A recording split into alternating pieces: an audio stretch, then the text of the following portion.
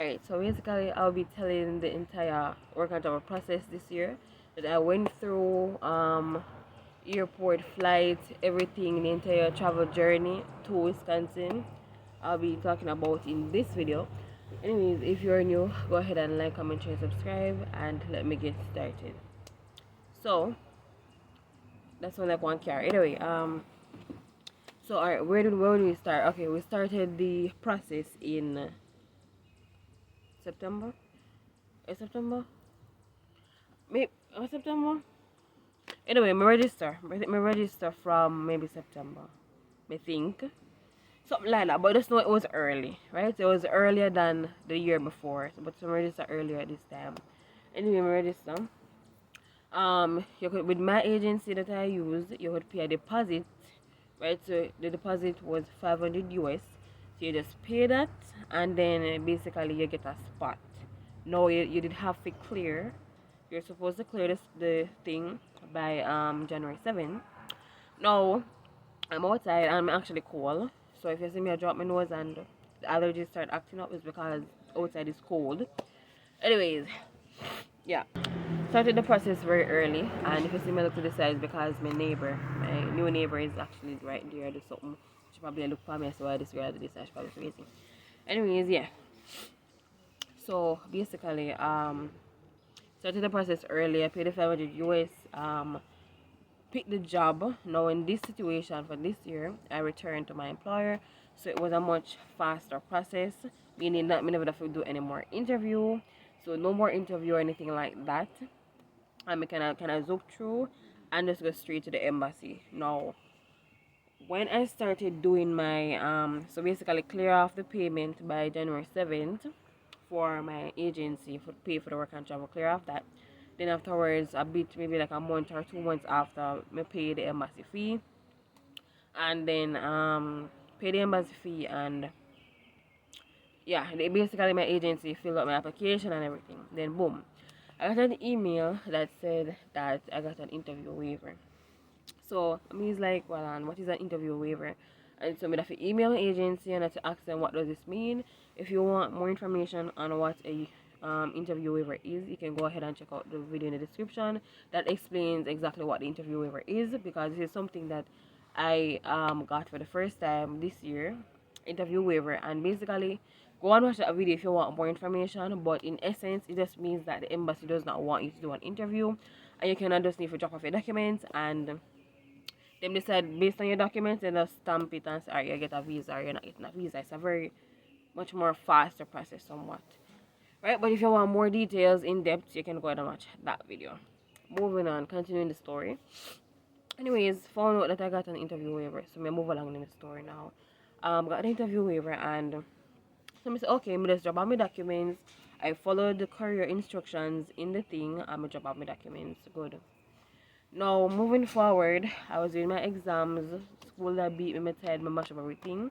Even the day before I left, I was still doing exams. Later, I boarded the plane on a Friday. It was basically a Friday. On the Thursday at 4 to 6. So basically Thursday at 4 to 6, I was doing an exam, and then Friday by 6 a.m. I was at the Knutsford place, getting ready to board the bus. The Knutsford bus to head to Montego Bay. That trip took about maybe 5 hours. I left from 6. Wait, let me check that quick. Call it almost 5 hours it took me to reach Montego Bay. But luckily when I reach, it's a flight delayed. So me I said, hold on, how the hell did these people delay the flight? I come at airport and I spent probably another 4 hours in the 4 or 5 hours sitting in the airport doing nothing. So 5 hours on Knutsford, 5 hours in Jamaica airport, Mobile doing nothing. Then we board the flight at about 5:30 thereabouts. Then the flight was about maybe almost 3 hours to North Carolina. We board the plane. We were on the plane, the flight was good.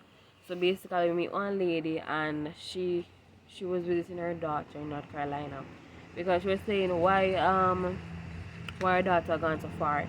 So she just show me, say with older people, them are going to talk about them kids, and I show me them picture, and I show she graduated and she have her degree, and two of them pretty, and so she has said ugly people usually have pretty picnic. That's what she said.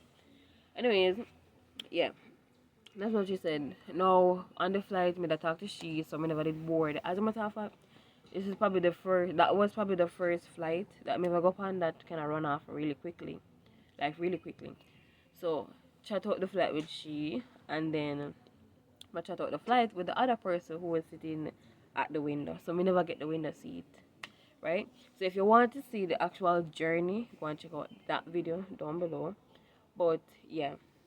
So basically, the other person was a J1 student, also going on work and travel. But the difference with me and him was that it was his first time. So anyway, we sit down there playing, me realize him kind of fidgety, like him nervous, and me I say probably J1, you know. So I say yes, and first J1, sure about anything, and first time I go on it, and yeah. So I'm kind of nervous. I go there in Wisconsin, because he was also going to Wisconsin, but a different part of Wisconsin. So I say, alright, we're going to Wisconsin. As a matter of fact, him say I go Wisconsin Dells. So I say different fly. So I say I go there for almost 4 months by himself. I come back to school, and yeah.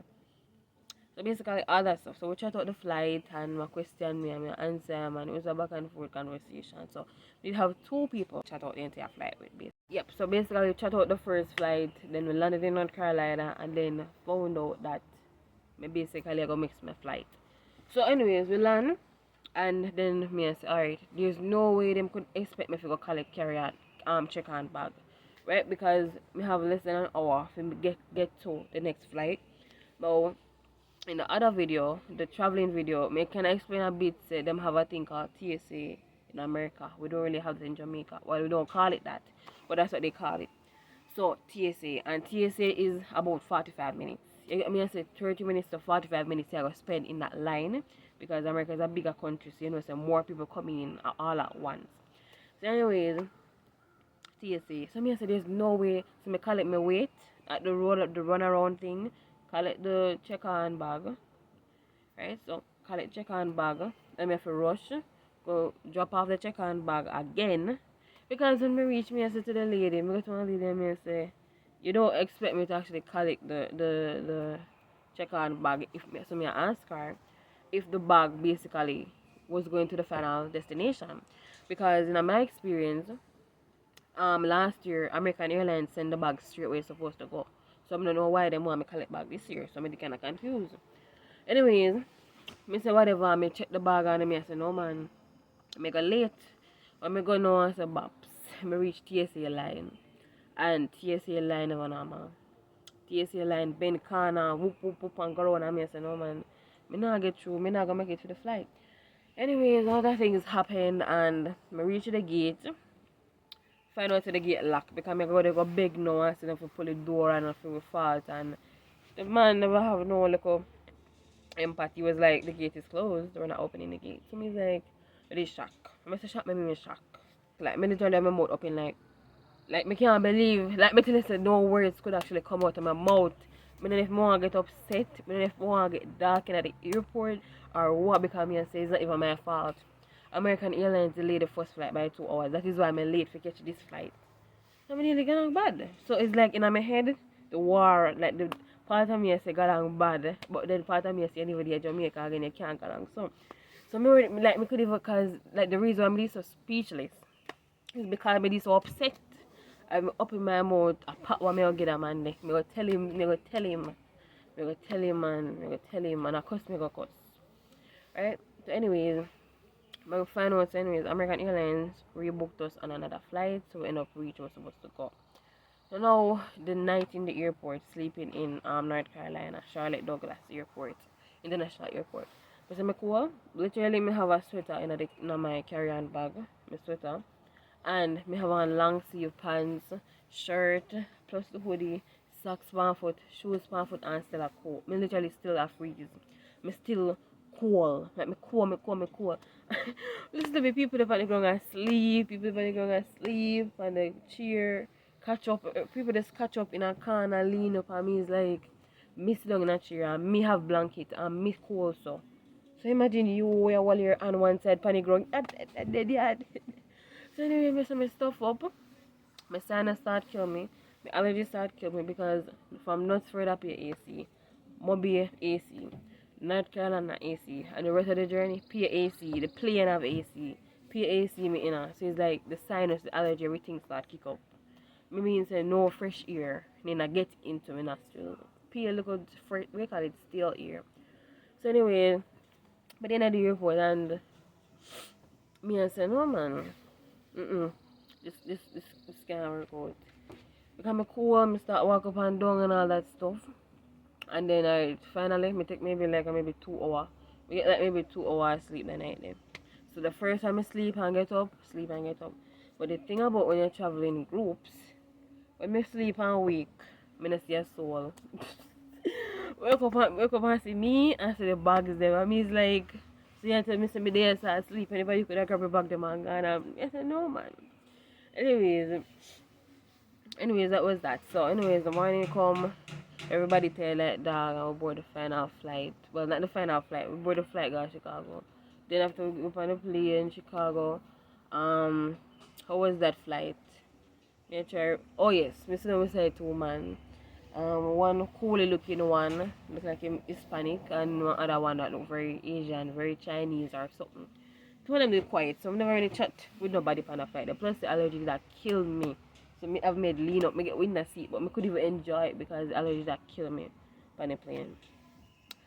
So that was that. Now that plane landed in Chicago and then sprint through Chicago airport to reach the gate.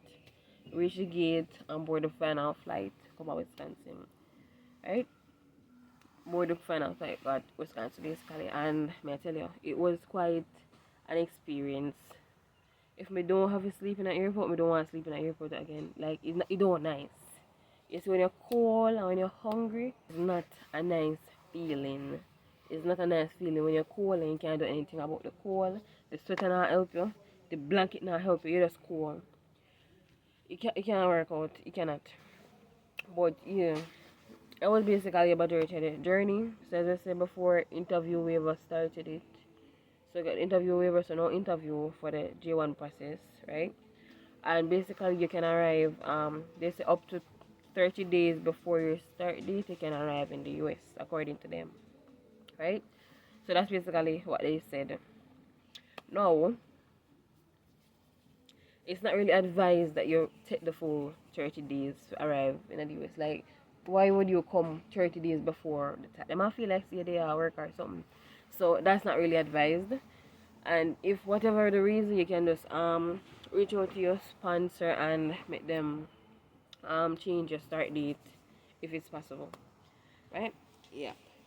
So yeah, you can arrive up to 30 days before your start date, and you also have a 30-day grace period after the visa expires, after the end date of the program.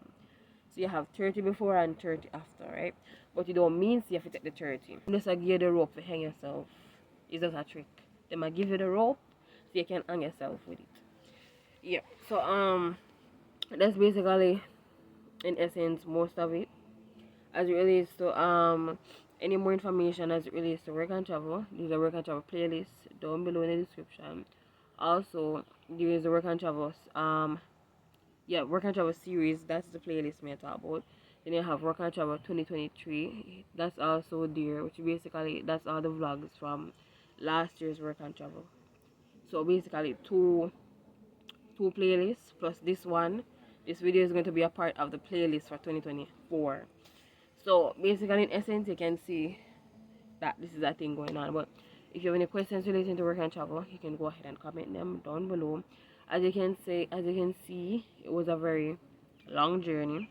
It took me 2 days to reach where I go, but yep, that's basically it. As it relates to work and travel, you need to have a 2.0 GPA. You need to be a full-time student in university, college, community college, it don't matter. But full-time or even master's degree, full-time student, 2.0 GPA. You need to pay your program fee. What else?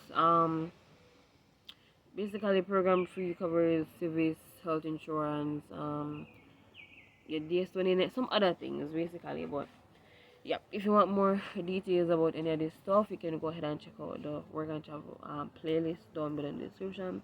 Anyways, that's the end of today's video. Don't forget to like, comment, share, and subscribe. Yeah, that's the end of today's video. So bye guys.